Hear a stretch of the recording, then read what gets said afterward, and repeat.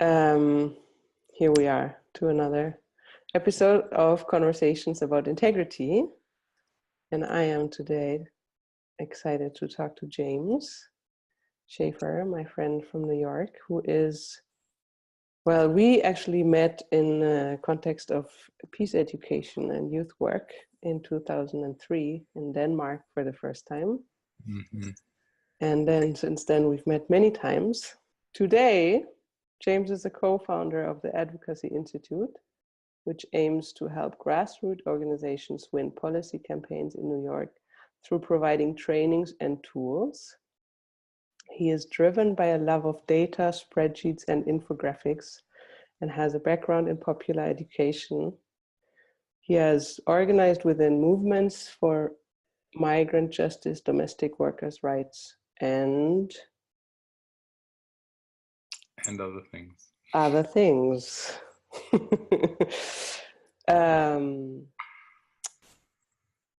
And he's done a lot of other things as well. Also, he is a student of karate and aikido and somatics, and a graduate of college, and he lives with two wonderful humans and two wonderful cats. And I really love this very whole introduction of you. If there's anything that you would like to add in person, you're also welcome to do that. Thank you. I'm just delighted to be having this conversation with you. Mm-hmm. So I have a couple of questions that I like to ask in all of these conversations. And I also am happy to really have this be a conversation. So if you have questions, or if you want to just go wander off the question that I initially asked, then that's also okay, of course. And I'm curious, I start with the question of what is your, if you have your definition of what integrity means for you. Yeah, I usually think of integrity as meaning your words match your actions. Mm-hmm. Perhaps not just explicitly words, but like the things you communicate, the things you reasonably set the world to expect from you, you like consistently stay committed to deliver on. Mm-hmm. And do you have a physical sensation of what integrity means for you? So like, besides this beautiful abstract idea of it, how do you know either what integrity, like that you have integrity, like the sensation of it being there, or also when it's off, when there's something that's missing for yourself or in other people? I don't know. Mm-hmm. Yeah, totally. I think the first thing I think of when you ask what it feels like is that I think it tends to feel very sort of long, sort of like long top to bottom, the sense that I can inhabit my whole spine, right? Yeah. Sort of the opposite of integrity a little bit is in English spineless. We might call someone spineless. Mm-hmm. This is someone who really doesn't have integrity, and I think that's not a coincidence. Mm-hmm. So it's so it's both long and it's it's set together from many different parts. Mm-hmm. Yeah, I think so. I think integrity also, for me, has the sense of like feeling right with myself. Mm-hmm. And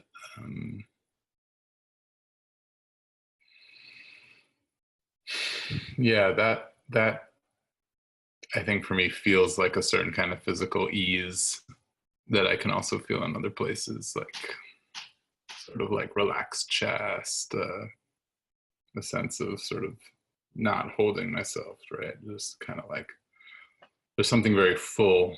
There's something very full about feeling in my integrity. Hmm. Do you have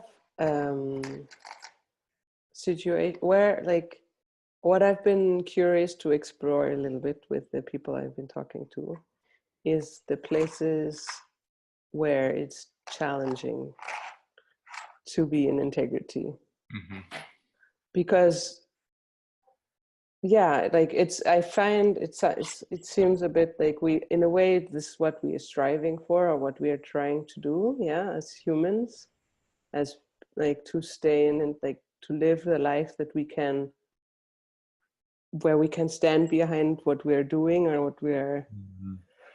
and yet there are sometimes either like dilemmas because we have two different needs, or there are different people that we want to accommodate, or that are even different ideas that might somehow seem to clash, or at least at the first level. Mm-hmm. And I find interesting to see, like, where are those places of negotiating integrity, or finding out what does it actually mean in our everyday lives. Mm-hmm. Yeah. Like, where do you feel, okay, this sense of being able to stand behind your actions, or with your words, like do as you say? Mm-hmm. Yeah. I mean, I think the biggest one for me is just like getting back to people on time. Like the thing that maybe not the biggest thing, but the thing that sort of comes up the most that I feel the most often is like,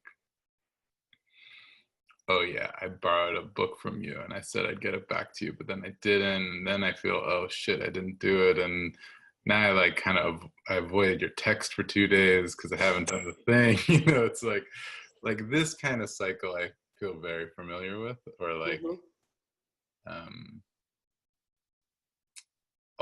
all sorts of sort of like not quite showing up and then feeling like it's like now it feels harder to show up because I don't feel like I'm in my integrity, and I can circle around that, or like that can loop. And yeah, I think for me that tends to come up the most in like sticking up with communication, or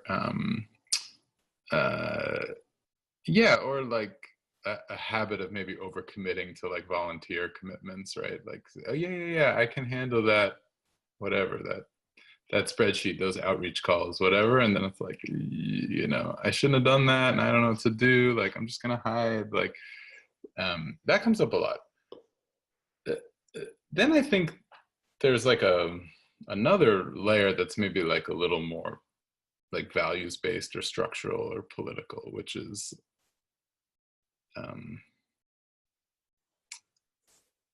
yeah, it's like I spend a lot of time and energy trying to work in supporting and building broad-based movements that are about shifting equity around racial lines and gender lines, and changing how class oppression works. And as a cis white man from an owning class family in the United States, like I think many choices that I make about my time, about my leisure, about how I step into leadership or not, how I'm communicating,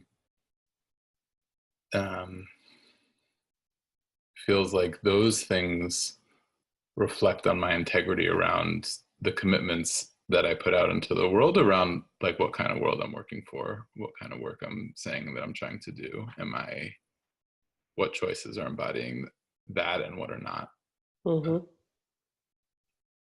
And that also feels like fairly constant, albeit like at a different level, maybe. Um, and I think in a similar category, but uh, I think I've been thinking about this a lot too with like climate crisis. Have Mm-hmm. you seen this Swedish teenager who just addressed the climate crisis in Poland? I didn't The hear her speech yet, but I read about her, yeah. Yeah, I just watched I watched a speech of hers last night, and it was devastating. I mean, it was just like um, the clarity with which she's saying things that we all know and are a little too afraid to really stare at. Mm-hmm.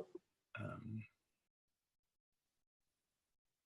is intense. Mm-hmm.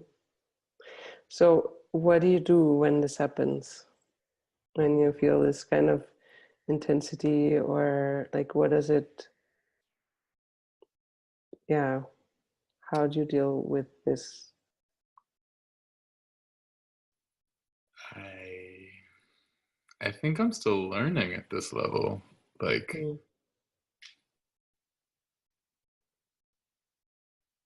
I think for me, it's a lot of reflection. I try to have a pretty spacious like journaling practice, and I try to meditate fairly regularly. Mm-hmm. I think um, it's some sort of like macro questions about how am I setting up my life and what choices am I making, and do these feel like, I don't know, aligned with, yeah, blah blah blah blah blah. I can say all those things at some level. In particular, here it feels like anything I could say is woefully inadequate because I'm only barely scratching the surface of like really letting myself feel how deeply we're all part of this. Yeah, it's just like on a scale that, I mean, a lot of it's on a scale that's like hard to internalize. So I don't know that I have good answers on what I do. You know, like, But you do survive, right? You do move on. You do live, and like, sure. um, I've been thinking about this a lot about this. Like now, you've mentioned like really big, many very big subjects in life, Mm. and small ones as well. Hmm. And for me, like, it's, I mean, of course, throughout these conversations now that I've had over the last couple of months, it's become even more, because every conversation brings up a different subject, and it's like, okay, Hmm. yes, I also agree with that, or yes, also my values would support this. And I'm like, yeah. And then also I am a human, right? Like there's I find this an interesting part in this, like trying to look at integrity or living a life that aims for integrity, like consciously, to see, okay, how can I integrate this part that I cannot be perfect, Hmm. like which are or like achieving all the things or taking care of all the Hmm. subjects that I think I would deem valuable, actually, Hmm. because I think also, I mean, to put ourselves down saying like, oh shit, everything's shit, and we're like, we're not taking care enough, is kind of also taking away energy from something else. Yeah, that's right. Yeah, I agree with you. I mean, I don't, like I say, I don't totally know. It seems like I think this is like a central quandary of my life. And I think, I think that, so teachers of mine have said to me that sort of over accountability and under accountability are the same thing. Uh-huh. Can you elaborate a little bit on that? Sure, like uh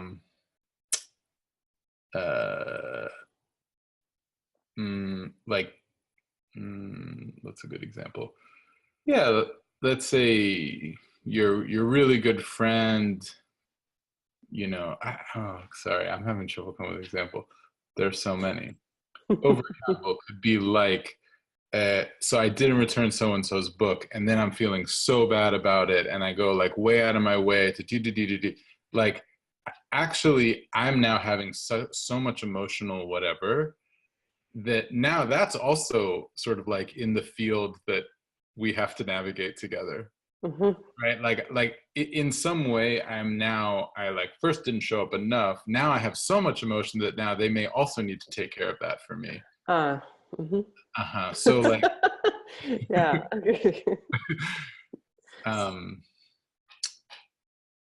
Yeah, so like in some of the somatics that I've studied, it's like under accountability can often feel like a leaning back, and over accountability can often feel like a leaning in.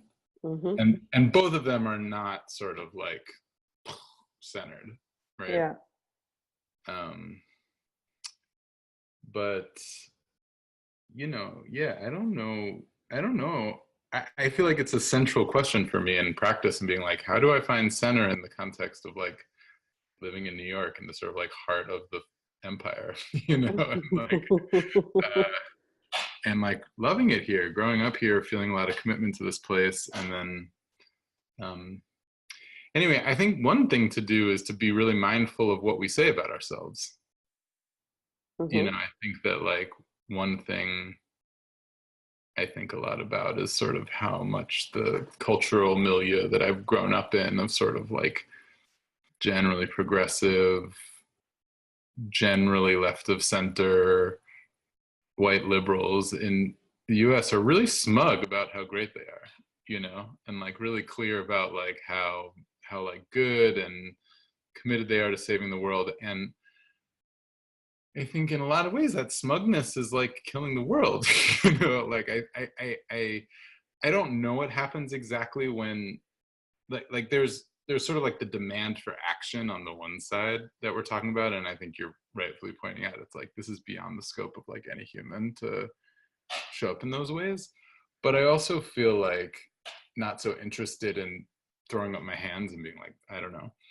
I think something powerful happens when we really have a sense of owning like what is and isn't true about ourselves. Just because from a place of what is, like we have a lot more options to figure out what we want to do. So like I think to really be in integrity with a lot of things that I want to be true about myself, I really have to change a lot of things in my life. And I think if I can be clear that that's true, then I can have an honest conversation about if I'm up for changing them. Maybe in the other way, I'm not totally honest with myself. I'm not even having a conversation about that, Yeah. And this makes me think that, I mean, for me at least, it could be like to say, yes, I see that this is a problem and I have no idea how to solve it. And like be open about this. For me, it would also be, it would feel being in integrity, even though at the same time it's not. This is the weird thing. It's so paradoxical. Right. But maybe that has to do with like integrity to what? You know what I mean? I often think so. I've been privy to a couple of situations recently where like a sort of like working environment really exploded with a lot of anger and people feeling sort of expectations of participation or non-hierarchy is not what happened. And so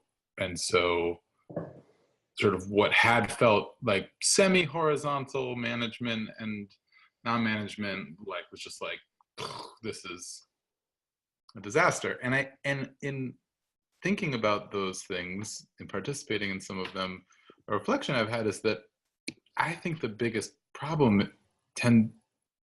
I think the thing that makes things most explosive is people's expectations being set somewhere and then having them not met.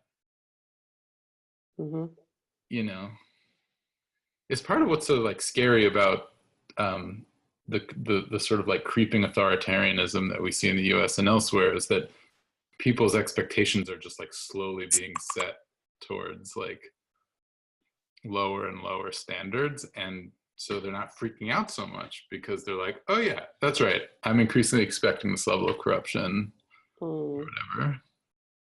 So anyway, I don't know, coming back to what you were saying about like this sort of isn't integrity and not integrity, I feel like what that resonates for me about is whether or not it's like I can say that these are the values I have, but maybe inside I actually hold some other values.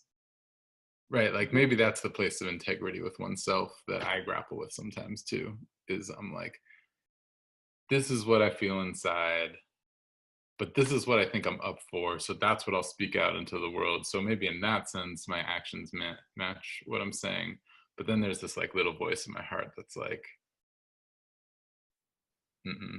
like actually, you wish you could be doing something else, or like enacting a different set of values or something. I don't know.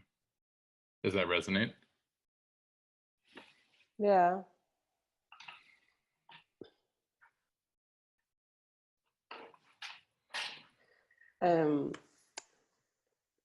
Over the last 10 years, like doing this body work and stuff, I've often thought about this, okay, having values and then this physical, almost physical needs that sometimes feel contrary to the values. Like even if it's just to say, okay, I want to do a lot, like some important work, but I'm exhausted. I need to sleep. And somehow I wonder, and more and more, like having followed people around, like, okay, so what happens if you actually listen to your needs? Both what happens to how honest you are about your values, or how honest you are about your feelings, or your and also how you can fulfill or actually live what you are. Because there's also something, like sometimes I think there can be, this is who I wish I were, and then this is who I am. Totally. And somehow, I don't know exactly how this little voice that you mentioned is related to that, but there's something around this, okay, if I'm honest that this is a need I have right now, and I really wish I didn't have this need, or if I don't know, if I think it's easiest with some sort of feelings that are not liked in society. Like, I don't know, if I'm jealous of someone and I have this value that I'm not jealous. I wish other people good things, and I'm happy for them if they're in love, or if they have this best job, or all of these things. And then, but if I'm honest and like feel this jealousy, I'm like, and then there can be this, okay, I don't want to be jealous, but I am jealous, and there can be like this fight within myself. And then I find often that actually when I allow myself to feel this, that who I am, like I wish I weren't jealous, but I am fucking jealous right now. I can have this wave. It's like more like a wave, and then I can also maybe see what does it mean besides I'm jealous of you for having like these beautiful moon things hanging behind you, for example. And like in the first, I find like when it's like suppressed, it's almost like I don't wish that you had the moons. And if I allow myself to really like, he has these moons, and then I'm like, okay, I want moons. This can be like the next thing, and then it doesn't have anything to do with you anymore. Or it does, but then then the motion has inspiration instead of like, then it's like, okay, how can I get moons hanging behind me on my wall? Rather than I don't wish you didn't have them, or something like that, or I wish I had those exact ones.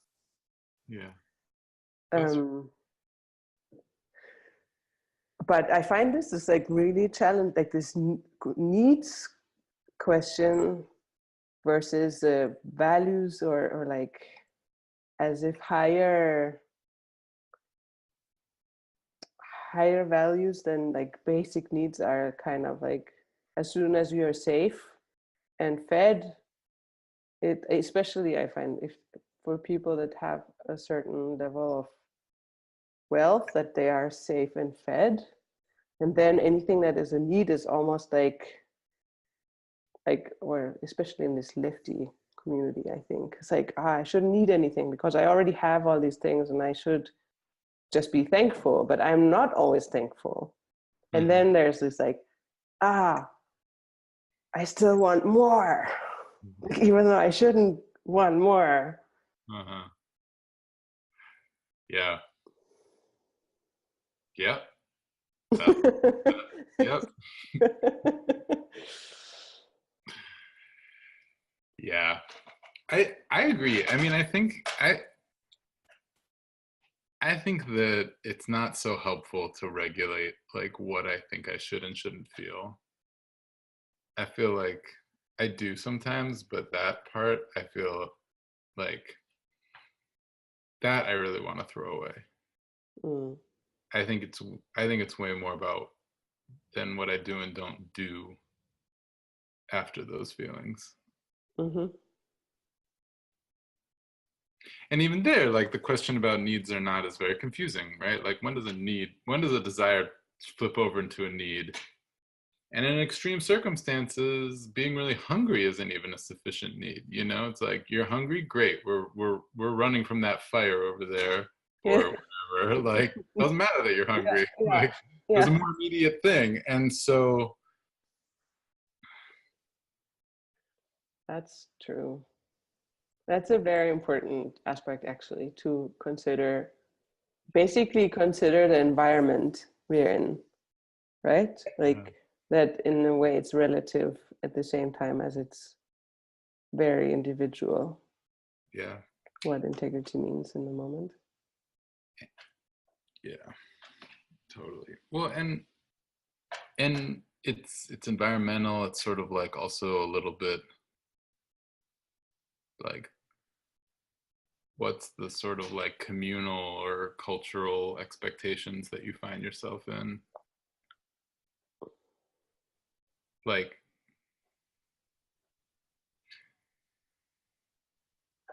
right, like I think one of the things that are really fascinating about sort of like zombie movies or whatever is that like the, the Yeah. norms, the expectations of how people are going to treat each other that we're used to have all been suspended. How so? Well, it's sort of like, I mean, I guess it depends on the specific context of the zombie movie, but like just in the sense of like, yeah, anyone might take anything from anyone else. Like it's just, you know, it's like everyone for themselves, just these kind of like post-apocalyptic environments where it's kind of I don't know. I what am I trying to say? I think it's my sense, and it's my sense that it's a lot of people's sense that the like ethics of one's choice making inside of a sort of like seemingly functioning society with a significant amount of societal wealth and functioning commercial systems is like one set of things. And then I think it's another, but like just to be concrete, right? Like, and I, okay, this is actually a helpful example because I think it ties a couple of these things together. Like, it's my expectation that a shopkeeper is going to give me the thing I just paid for, and it's like not going to be a fight. Yes. Right. But if I was like trading with someone in the middle of like a sort of post-apocalyptic wasteland and I gave them the goods and they didn't give me the thing, I probably should be prepared for that because who knows? Like, I don't know who that person is. There's no state that's going to like, you know, like, so I don't even know how we got here. How does this relate to integrity? It's just, it's very contextual. It's very contextual. And I think, yeah, and I think I think this conversation is having me feel like, right, it's all that much more about like what are our own expectations for ourselves, what are other expectations we've sort of like reasonably led people to have, and how are we relating to those. Mm.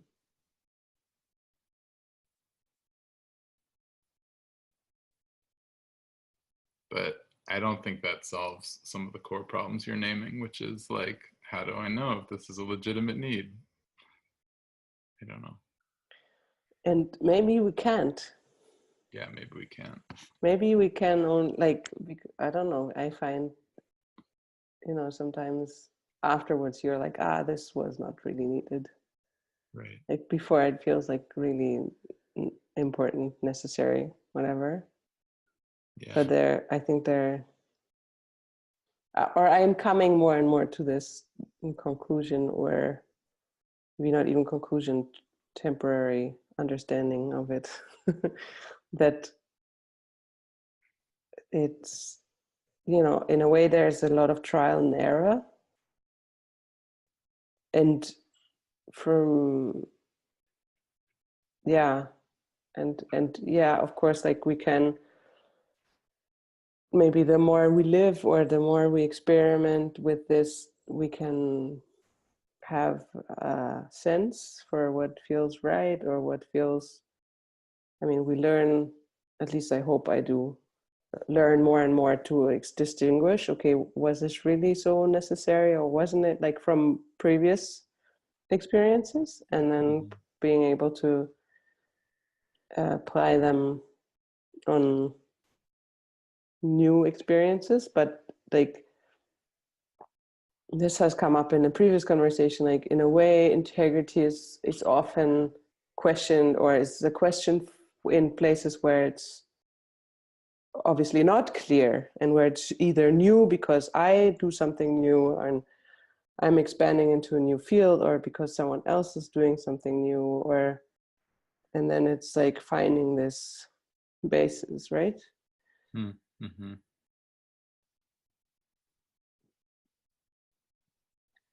Right. Yeah, I mean, maybe sometimes it's helpful to get someone else's opinion. Mm.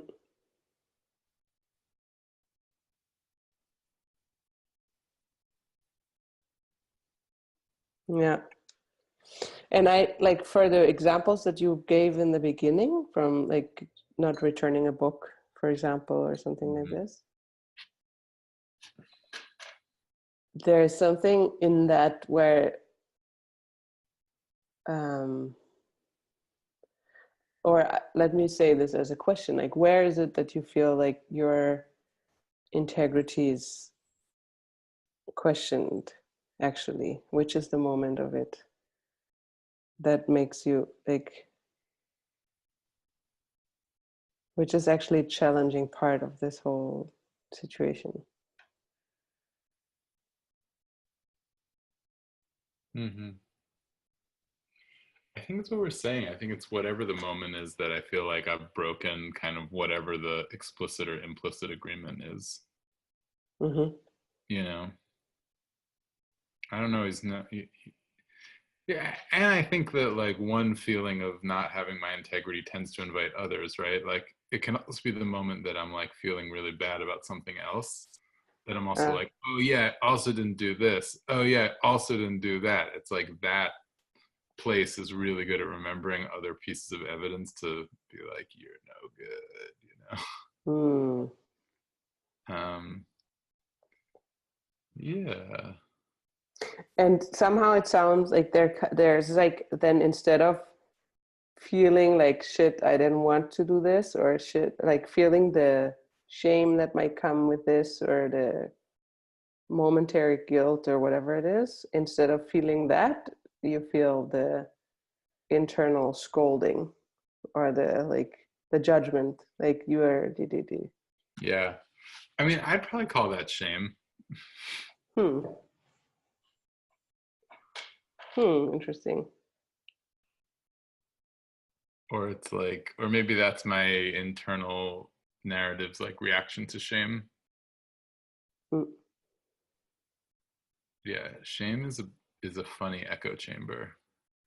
can be hard to distinguish the different voices I hear from a place of shame. Yeah. Yeah.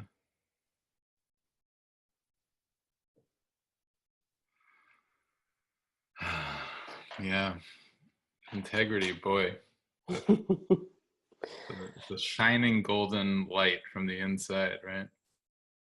Mm. It's I feel like maybe part of, I'm thinking about how it can be really hard to know, and and about how in many places in time people have sort of posited the idea of a supreme being that can sort of judge us and judge all our actions and like give us an outcome. Mm.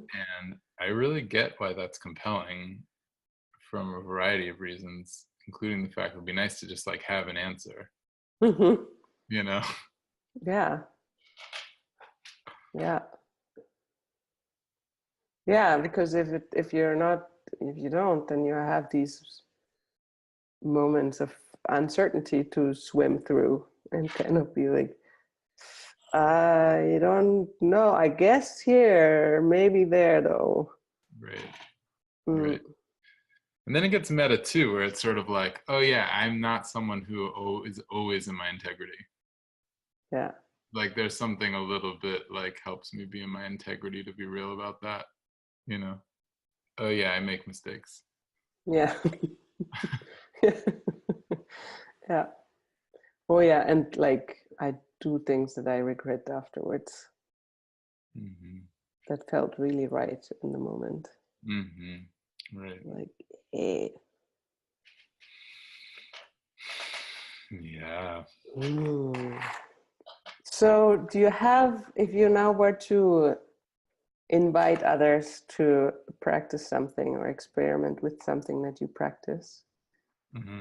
to come to this place of a long spine or a Mm-hmm. sense of integrity when they want to, basically, Mm-hmm. either just because it's a nice exercise or because there's a moment of in this sea of uncertainty Yeah. or something else. What is a practice or a resource or something that you would like to share with the people listening? There's well, I'm thinking about there's a prayer. There's a Jewish prayer that is part of the morning prayers, and I'm in the practice of saying it pretty regularly. I like to have like a little bit of like a sit, like a moment to sit, and sometimes I'll like sing or something like that, either with by myself or with my partner. And anyway, the words translate as basically like God or whatever word you want to use there. Um, the soul that you placed within me, she is pure. Hmm. And it's just a really nice, and there's kind of like a little bit of a play on words because the word for soul is connected to breath and like Yes. singing, and like the this particular melody that I use like holds a note for a really long time, so you're like really like pushing it out there. And there's something about like singing, using like getting this activated, sitting, like sort of contemplating this idea of like, okay, the soul inside, for whatever I'm doing, the soul inside me is pure. Like, how do I like touch back into that? That can be a source of like regenerating Hmm. a Nice. sense of, And would you say the words not translated? yeah. So in the Hebrew, it's Elohai Neshama Shenatata Bi. Hmm. Elohai, my God, the soul that you place within me, she is pure. Hmm. Mm-hmm. Beautiful. Mm-hmm. Very nice words. Mm-hmm. Yeah. Thank you. This is a new twist. Mm-hmm. Yeah. Mm. Yeah. It's really good. I really like, I really, singing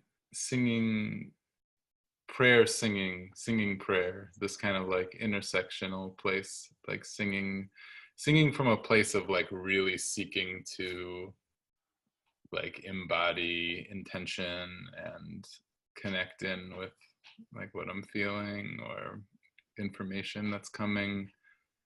This is like a relatively new practice in my life, but one that I find really helpful. Mm, nice. Mm-hmm. Thank you for sharing that. Mm-hmm. Yeah, thanks for asking. Is there anything else you would like to add, or I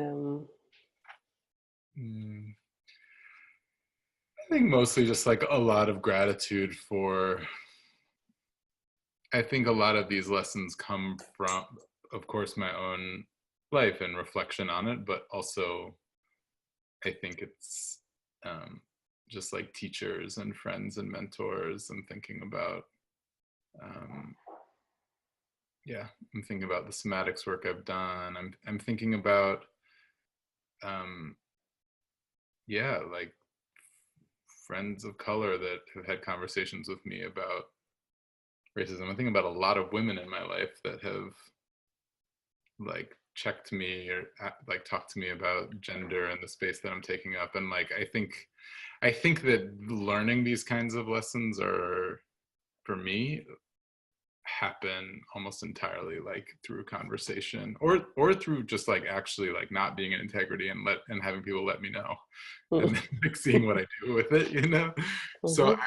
I think it's a real act of generosity when someone can do that in a way that then also continues to like invite sustained connection, you know. Mm, So I just sort of want to give a shout out generally yeah. to the many people that I feel like have contributed to what I've learned so far. Nice. Thank you. Mm, And thank you for agreeing to talking to me today. I'm very happy that you joined this project. me too. Thanks for the invite. Um, and yeah, I would end the conversation here for today. It was nice talking to you.